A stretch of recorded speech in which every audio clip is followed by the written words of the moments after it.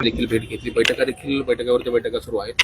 नेमके काय विषय मांडले गेले आणि ठेवीदारांचा देखील महत्त्वाचा विषय होता, तुम्ही त्यांना घेऊन गेलेला होता. सगळ्यात महत्वाचं या जिल्ह्यामध्ये ज्ञानराधा मल्टीस्टेट याचं 3,700 कोटी रुपयाचं या ठिकाणी लोकांचं देणं आहे आणि इतरही 13-14 आणि अजूनही गुन्हे न दाखल झालेल्या काही मल्टीस्टेट 14 मल्टीस्टेट आहेत. काही छोट्या छोट्या पतसंस्था आहेत, परंतु जवळपास 5,000 ते 6,000 कोटी रुपये या जिल्ह्यातल्या गोरगरीब लोकांचे त्या ठिकाणी अडकलेले आहेत. आणि याच्यामध्ये आम्ही माननीय अजितदादांनी या बाबतीमध्ये एक बैठक पाठीमागं मुख्यमंत्री महोदयांनी घेतली आणि आज पहिली बैठक ही पालकमंत्री म्हणून राज्याचे उपमुख्यमंत्री दादांनी ठेवली. त्याच्यामध्ये सांगोपांग चर्चा होऊन काही चौकशा ह्या CID-कडे आहेत, काही धाडी ह्या ED-ने त्या ठिकाणी दाखल केलेल्या आणि EOW. तर आम्ही सर्वांनी मिळून अशी बहुतेक सर्वच आमदारांनी अशी मागणी केलेली आहे की याच्यामध्ये सुसूत्रता आणली पाहिजे. MPID-मध्ये जे प्रस्ताव गेलेले आहेत त्या जमिनी लवकरात लवकर ताब्यात घेतले पाहिजेत आणि त्याचं विक्री करून गोरगरीब लोकांचे जे छोटे त्यातले ठेवीदार आहेत 50,000 ते 2 लाखापर्यंतचे 2.5 लाख 3 लाख यांचे पैसे या प्रॉपर्टीज जर त्या ठिकाणी विक्री केल्या तर लवकरात लवकर ह्या गोरगरीब लोकांचे पैसे मिळतील. म्हणून या बाबतीमध्ये जे काही म्हणजे सरकारी वकील असतील, SDM असतील, इथल्या DDR असतील, ह्या सर्वांनी एकत्रितरित्या लवकरात लवकर याच्यावरती ॲक्शन घ्याव्यात आणि ही प्रक्रिया जी आहे ती पूर्ण करावी आणि सामान्य ठेवीदारांना न्याय मिळावा अशा प्रकारची मागणी सर्व आमदारांनी या ठेवीदारांचे जे प्रश्न त्या ठिकाणी उपस्थित करतात, म्हणजे ज्ञानराधाचे ते आपले जे उबाळे असतील, त्याच्यानंतर अशोकराव हिंगे असतील, ते दुसरे बी काही कार्यकर्ते त्यांच्याबरोबर, मला वाटतं माझे अध्यक्षांचे PA तिपाले साहेब ते पण सर्वजण होते. सर्वांनी मागणी एकमुखी त्या ठिकाणी केलेली आहे सर्व आमदारांनी, म्हणजे 4 आमदार इथं उपस्थित होते तेवढ्यांनी. अजितदादा पालकमंत्री झाल्यापासून गुन्हेगारीचा जो आलेख आहे कमी होईल अशा पद्धतीने वाटलं होतं, पण एकंदरीत जर आकडेवारी बघितली तर तशा पद्धतीने पाहायला मिळत नाही. कुठेतरी क्राईमचा जो रेट आहे, SP नवीन बदलले गेले, सगळं बदललं तरी पण तो कायम रेट हे मी पहिल्यापासून म्हणलेलं आहे की SP जे आहे ते प्रामाणिक आहे, परंतु SP-ना त्यांचे सबऑर्डिनेट्स जे आहेत ते त्या ठिकाणी गुमराह करतात किंवा चुकीची माहिती त्या ठिकाणी देत आहेत. त्याच्यामुळं या ठिकाणी अडचणी वाढत आहेत आणि जे काही मकोका मधले आरोपी आहेत, मकोका लावण्याचं काम SP-ने जोरात केलंय, परंतु जे आरोपी आहेत मकोकातले आरोपी जर आकाच्या केसच्या तारखेला जिल्हा सत्र न्यायालयात येऊन जात असतील, त्याच्यानंतर हा जो गोट्या गीते आहे, जो आता महादेव मुंडेंच्या प्रकरणामध्ये बी संशयित आहे, बापू आंधळेच्या प्रकरणामध्ये तोच संशयित आहे आणि त्याचे कारनामे मी सांगण्याची गरज नाही, मला वाटतं सगळ्याच टीव्यांनी त्या ठिकाणी घेतलेले अशा प्रकारचे आरोपी जे गोट्या गीतेसारखा आरोपी अटक व्हायला पाहिजे. कारण मकोकामध्ये तो हवाय. ठीक आहे, आता महादेव मुंडेंच्या प्रकरणामध्ये कुमावत साहेबांची नियुक्ती, SITची नियुक्ती माननीय मुख्यमंत्र्यांनी अगदी तडकाफडकी केलेली, परंतु तो मकोका दाखल झालेला आरोपी आहे, मोक्का दाखल झालेला आरोपी आहे. मोक्यातला आरोपी जर नंदागौळच्या पुढे रेल्वे ट्रॅकवर म्हणजे तिथे बसून तो जर वक्तव्य करत असेल, मला वाटतं बीड जिल्हा पोलिसांच्या दृष्टीनं हे बिलकुल चांगलं नाहीये. आणि अजूनही परळीतली आणि अजूनही माझं मत असं आहे की आता होईल चौकशी होईल, महादेव मुंडेंच्या प्रकरणामध्ये सुद्धा मिटवी करण्याचं काम काही पोलिसांनी त्या ठिकाणी केलेलं आहे. त्यांची नावं निश्चितपणे ज्ञानेश्वरी ताई नवीन कुमावत साहेबांना सांगतील आणि ह्याच्यामध्ये सुद्धा हे प्रकरण अशा प्रकारच्या हिमती होऊ शकतात का? मात्र लोकप्रतिनिधी बापू आंधळेच्या प्रकरणामध्ये बापू आंधळेला तुम्ही महादेव गीतेंनी समोरून गोळी झारली म्हणता, तर मग समोरून गोळी लागायला पाहिजे होती. महादेव म्हणजे बापू आंधळेच्या कानाच्या पाठीमागे गोळी लागलेली, मग त्याला गोळी कोणी मारली याचाही तपास महादेव मुंडेच्या प्रकरणाबरोबर बापू आंधळेच्या सुद्धा खुनाचा तपास त्या ठिकाणी झाला पाहिजे. आणि त्याच्यामध्ये जवळपास सेमच आरोपी आहेत आणि ह्याच्यामध्ये सेमच आरोपी आहेत. त्यात काही लोक जे नाहीत त्यांची सुद्धा जाणीवपूर्वक नावं घेण्यात आलेली आहेत. म्हणून माझं मत असं आहे की जेवढं काही म्हणजे सबऑर्डिनेट वरती SP साहेबांनी पूर्णपणे अवलंबून राहू नये. त्यांच्या स्वतःचं डिसिजन चांगलं आहे. बऱ्यापैकी केसेस वगैरे वाढवलेले आहेत. कोणी बी जरी मला वाटतं त्यांच्याकडे तक्रार केली तर ते साधारणतः कोणत्याच म्हणजे तक्रारीच्या बाबतीमध्ये पाठीमागे राहत नाहीत. ते लवकरात लवकर ऍक्शन घेतात. त्याच्यामुळे थोडंसं मला वाटतं एक भीतीचं वातावरण निश्चितपणे कमी झालेलं आहे. परंतु क्राईम रेट मात्र आणखी पाहिजे तेवढा कमी झालेला नाही. त्याला काही कालावधी लागेल असं माझं मत. या साईडचे प्रमुख पंकज कुमावत आहेत, तर त्यांनी पत्रक काढलेलं आहे की कुणाला जर महादेव मुंडे खून प्रकरणातील काही माहिती असेल तर कळवावं. काय वाटतं याविषयी? देतील ना, बरोबर आहे. पंकज कुमावत साहेब त्यांनी प्रोबेशन पिरियडमध्ये मला वाटतं आपल्या केजला काम केलेलं आहे आणि त्यावेळेस IG साहेबांनी त्यांना पूर्णपणे सूट दिली होती. ते डायरेक्ट IGशी कनेक्ट असायचे आणि त्यांनी जे आहे ते अनेक मला वाटतं गुटख्याच्या बाबतीमध्ये रेड मारलेले आहे. हे जनावरं जे कटाईला चाललेत त्याच्या बाबतीमध्ये रेड मारलेले आहे.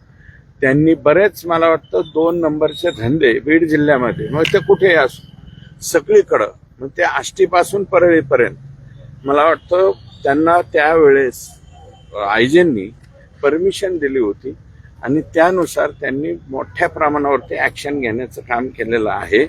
आणि त्यांची कामाची पद्धत जी आहे ते मी काही अधिकाऱ्यांना विचारलं की बाबा यांची कामाची पद्धत कशी आहे, तर त्यांनी सांगितलं की फार खोलवर जाऊन तपास करण्याची त्यांची कामाची पद्धत आहे. त्यातलाच एक भाग म्हणून कुणाला काय माहिती असेल तर बाबा तुम्ही नका कोणाच्या डोळ्यावरती येऊ, त्याच्याऐवजी तुम्ही आम्हाला माहिती सांगा, अशा प्रकारचं आवाहन केलंय. त्यात काही वावगं नाहीये.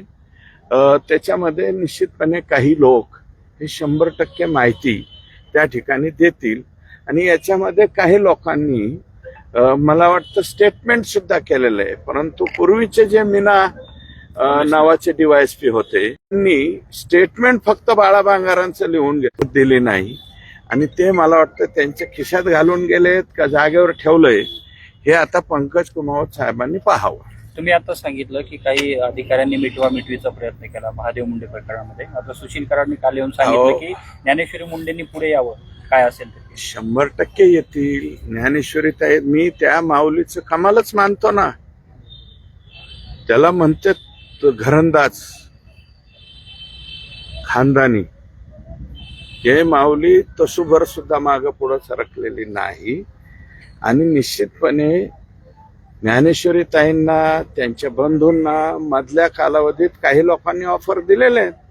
ते सांगतील ना SITच्या प्रमुखांना कुणी ऑफर दिलेली आहे, कुणी काय केलेलं आहे. ज्या 12 गुंठे जमिनीसाठी वाद झाला होता ती 12 गुंठे जमीन परत घेऊन टाकणार आणि हे मिटवा, असे सुद्धा काही निरोप त्यांच्यापर्यंत आलेले आहेत. कुणी पाठवलेले आहेत, कुणी आलेले आहेत. आणि याच्यातले काही मी सगळ्याच्या सगळ्या पोलिसांना त्या ठिकाणी दोष देत नाहीये. काही पोलीस कर्मचारी म्हणतो, अधिकारी सुद्धा नाही आहेत ते. काही पोलीस कर्मचारी त्यांचं फक्त मोबाईलचं जे आहे त्याचं डिटेल तपासा, हे पोलिसांचं काम करतात का पूर्वीच्या आकाचं काम करायचे. आका आणि त्यांच्याशी तत्सम संबंधित जे कोणी असतील या जिल्ह्यातले त्यांच्यासाठी काम करतात, हे उघड होईल.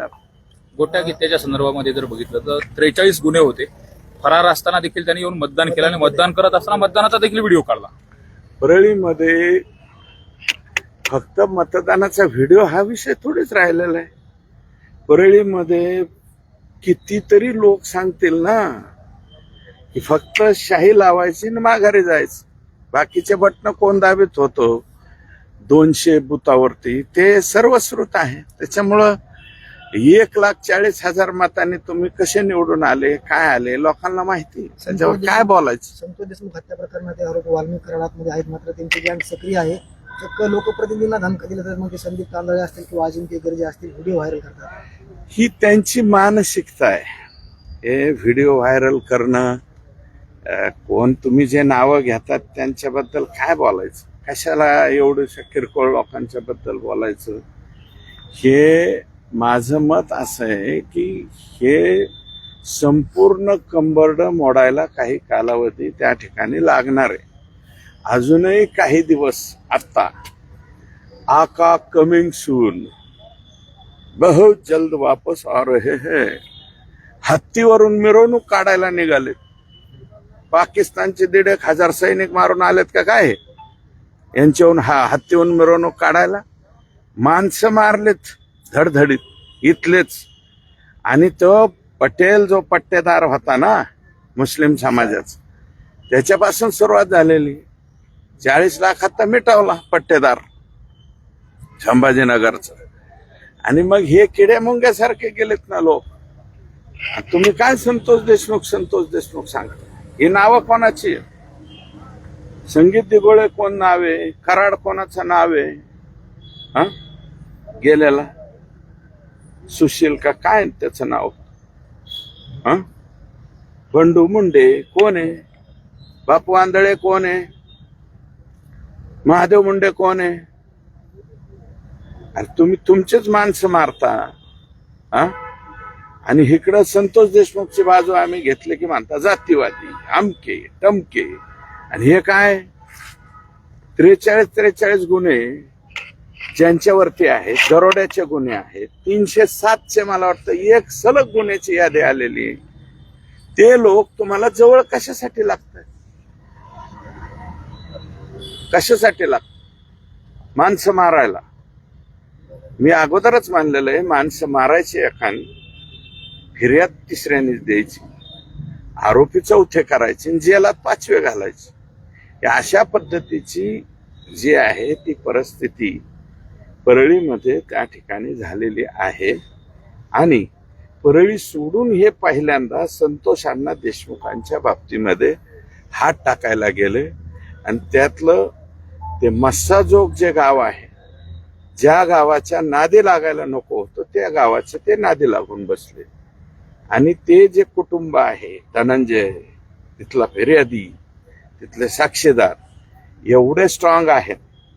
आणि त्याच्यामध्ये CIDच्या SITने एवढा स्ट्रॉंग तपास केलेला आहे की त्याच्यामध्ये काहीच शिल्लक ठेवलेलं नाही. खंडणी, मोका, 302 हे सर्व एकत्रित केलेलं आहे. म्हणून मी म्हणतो आम्ही संतोष देशमुखची बाजू घेतली, पण हे दुसरं काय अंधार, हे महादेव मुंडे कशासाठी, आणि ते बंडू मुंडे, बंडू 1 कोटीसाठी, महादेव मुंडे 12 गुंठ्यासाठी, बापू आंधळे कुणाचे तरी नावं घ्यायसाठी. अशा पद्धतीचे त्या ठिकाणी सगळे प्रकार झालेले आहेत. आणि माझं मत असं आहे की हे सगळे उघडकीस आलं पाहिजे. आणि आम्ही जे आहे ते सगळ्यांची बाजू त्याच्यासाठीच घेतो ना. कराडच्या मुलाने एक प्रतिक्रिया दिलेली आहे की महादेव मुंडेला आम्ही ओळखीतही नाही. हे बघा, तो मुलगा लहान आहे, मी त्याच्याबद्दल काय बोलणार नाही. सुशील बद्दल मी काय बोलणार नाही, कारण सुशीलचं या महादेव मुंडेच्या प्रकरणात सुद्धा सुशीलचं नाव नाहीये. त्यात काय होतंय की सोशल मीडिया आहे, कुणाला डोकं सुचतं कुणाला काय माहित नाही. अजून SITचे प्रमुख बीडमध्ये येण्याच्या पूर्वीच वाल्मिक कराडांच्या दोन्ही मुलांची 17 तास चौकशी सोशल मीडियावर. आमकं झालं, 4 जणांची कसून चौकशी, 5 जणांची. काय लावलंय मर्डरचा गुन्हा आहे आणि मला वाटतं अजून कसून चौकशी वगैरे काहीच झालेली नाही, फक्त सोशल मीडियावर ते फिरलं. त्याचं उत्तर मला वाटतं सुशीलने त्या ठिकाणी दिलेलं आहे. मला त्या मुलाबद्दल त्यांच्या काही बोलायचं नाही. यांचं ऑब्जेक्शन जे आहे ते कोणत्या मुलाबद्दल आहे ते ज्ञानेश्वरी ताई आणि त्यांचे भाऊ किंवा आणखी ज्यांना ज्यांना कोणाला काय माहीत असेल ते त्या ठिकाणी सांगतील. त्याच्यामध्ये त्या मुलाचा कुठेही मला वाटतं आतापर्यंत जे काही कानावरती आलेलं आहे त्याच्यामध्ये त्या मुलाबद्दल हे नाही, ऑब्जेक्शन आलेलं नाही. ते ऑब्जेक्शन श्रीबद्दल आहे. थँक्यू.